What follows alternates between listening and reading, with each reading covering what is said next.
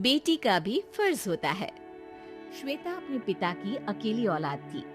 उसके पापा महेश ने अपनी बेटी की शादी बड़ी धूमधाम से बहुत अच्छे घर में की थी। शादी के 1 साल बाद ही उसकी माँ की मृत्यु हो गई थी। पापा, माँ की डेथ हुए 1 साल हो गया। आप कितने दुबले हो गए हैं। हाँ बेटा, इतने बड़े घर में तुम्हारी माँ थी तो घर हरा भरा लगता था, लेकिन अब कहते कहते उनकी आंखों में आंसू आ गए। आप दुखी क्यों होते हैं पापा? मैं तो हूं ना। बेटी का घर तो ससुराल होता है बेटा। मेरे पास हमेशा तो नहीं रह सकती ना तुम। ये सब छोड़िए, ये पुरानी बातें हैं। आपकी तबीयत ठीक नहीं है, आप हमारे साथ चलिए। अरे नहीं बेटा, वहाँ तुम्हारे सास ससुर हैं, उन्हें अच्छा नहीं लगेगा। वे लोग बहुत अच्छे हैं पापा, कोई कुछ नहीं सोचेगा। अरे दामाद रमेश जी क्या सोचेंगे? वो कुछ नहीं कहेंगे। एक बार आप बीमार हुए थे तो उन्होंने खुद भी तो कहा था ना कि आते जाते रहेंगे। अरे बेटा, आप बेटे के घर का पानी भी नहीं पीते, फिर लोग क्या कहेंगे? सब पुराने जमाने की बातें हैं पापा।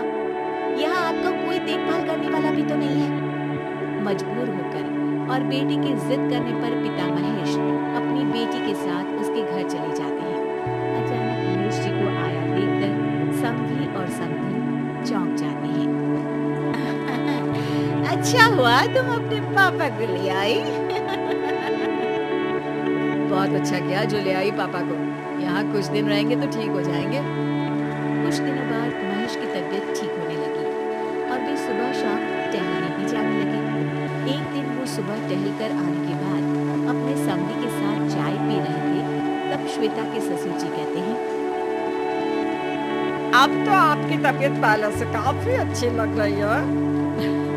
जी, श्वेता ने बहुत ध्यान रखा, डॉक्टर को दिखाया और दवा भी समय पर देती रही। रमेश भी तो आपका बहुत ख्याल रखता था। श्वेता से हमेशा आपकी तबीयत के बारे में पूछता रहता था। अब जी जी हाँ, दोनों ने बहुत सेवा की। आपका घर भी तो हवेली जैसा है ना, अब तो खाली पड़ा होगा। जी, नौकर है, वही देखता है। बहुत पुराना नौकर है, घर की तरह ही रहता है। अरे लेकिन नौकर तो नौकर ही होता है ना। श्वेता के पिता चुप हो जाते हैं। पुत्र का खाना और दवा खाकर सो जाते हैं। शाम को रमेश ऑफिस से आता है तो महेश जी हॉल में बैठकर टीवी देख रहे थे। तुम्हारे पापा कब तक रहेंगे यहाँ पर? क्यों, आपको कोई परेशानी हो रही है क्या? अरे नहीं नहीं, परेशानी नहीं है, लेकिन आखिर कब तक हम लोगों के साथ रहेंगे? देखिए, अभी उनकी तबीयत पूरी तरह ठीक नहीं हुई है। आगे की बात श्वेता के पिता सुन नहीं पाए, लेकिन उन्हें इस बात का एहसास हो गया था कि उनके रहने से न दामाद खुश हैं न उनके माँ बाप। 2 दिन बाद महेश ने अपनी बेटी श्वेता को बुलाया। बेटा, अब मेरी तबीयत पहले से बहुत अच्छी हो गई है। अब मैं घर जाना चाहता हूँ। क्यों पापा, यहाँ कोई तकलीफ है क्या? अरे बेटा, आखिर कितने दिन बेटी के घर रहेंगे, और अब तबीयत भी तो पहले से ठीक है। वहाँ नौकर है, सब ठीक हो जाएगा। श्वेता समझ जाती है कि या तो पापा ने उनकी और रमेश की बात सुन ली है या और किसी ने उनसे कुछ कहा है। ठीक है पापा, कल चले जाइएगा। ये कहकर श्वेता चली गई। दूसरे दिन खाने की मेज पर पापा कल घर जाएंगे। ये बोलकर श्वेता एक नजर सब पर डालती है, जहाँ वो देखती है कि सारे घर वाले खुश दिख रहे हैं। खास बात ये कि किसी ने कुछ दिन और रुकने के लिए नहीं कहा। और पापा के साथ मैं भी जाऊंगी। अरे क्यों, तुम क्यों जाओगी? रमेश पहुंचा देगा। नहीं, मैंने एक फैसला किया है। घर जाकर पापा का जो स्कूल है उसका एक ट्रस्ट बनाकर उसमें पापा की लगभग 3 करोड़ की जो संपत्ति है ट्रस्ट के नाम कर दूंगी। अरे क्यों, ऐसा क्यों करोगी?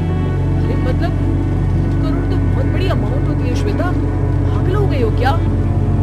और फिर तुम्हारे पापा का खर्चा कैसे चलेगा जब सब दान कर दोगी, हैं?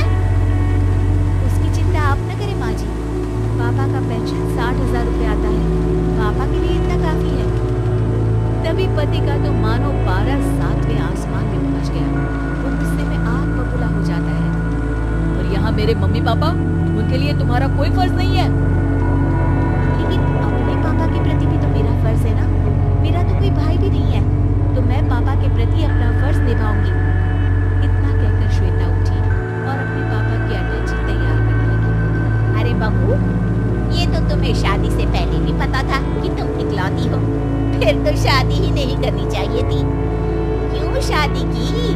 रहना था ना पापा के पास उनकी परी बनकर।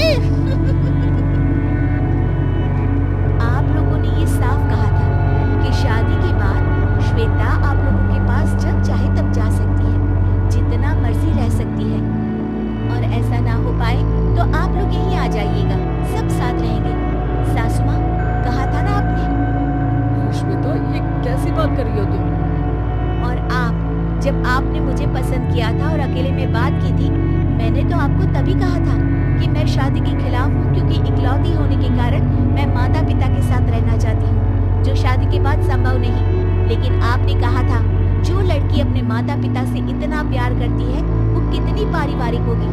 मैं तुम्हें हर हाल में अपना बनाना चाहता हूँ, और शादी के बाद से तुम्हारे माता पिता मेरे माता पिता के बराबर ही होंगे, कहा था ना। अरे श्वेता, दामाद जी से ऐसे बात मत करो। पापा, आप मेरी शादी करवाना चाहते थे, वो आपका फैसला था, मेरा नहीं।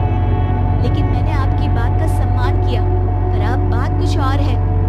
ए लड़की, अब जब इतना बड़ा घर, सारी प्रॉपर्टी जिसे देखकर हम लोगों ने हामी भरी थी, वो तू ट्रस्ट को दे देगी तो हमें क्या मिलेगा? उसी को तो देखकर हम लोगों ने तुझे इस घर की बहू बनाया था। सास के मुंह से ये बात सुनकर पिता सन्न रह जाते हैं। वो दामाद की तरफ देखते हैं जो आंख नीचे करके खड़ा होता है। अब बारी पिता की थी। जितना आप लोगों ने शादी पर मांगा, मैंने उससे बढ़कर दिया। मेरी बेटी का आत्मसम्मान आज मेरे लिए बड़ा है। अगर जिस प्रॉपर्टी को देखकर आप लोगों ने श्वेता को अपनाया था, तो मैंने भी लड़के के गुण देखे थे, श्वेता से उसकी अंडरस्टैंडिंग देखी थी। लेकिन लगता नहीं कि दामाद जी को श्वेता से लगाव है। चलो बेटी। श्वेता का पति उसे जाता हुआ देखकर जोर से चिल्लाता है। रुको पिताजी, मुझे माफ कर दीजिए। मैंने श्वेता से प्यार किया था, ना कि उसके पैसों से। श्वेता का अपने परिवार के प्रति प्यार ही मुझे उसकी ओर खींच लाया था। आज मुझे वही श्वेता दिख रही है जो अपने पिता के लिए खड़ी रहती है। मैं उसके बिना नहीं रह सकता, मुझे माफ कर दीजिए। बस फिर क्या था, श्वेता के सास ससुर को भी समझ में आ जाता है कि बेटी का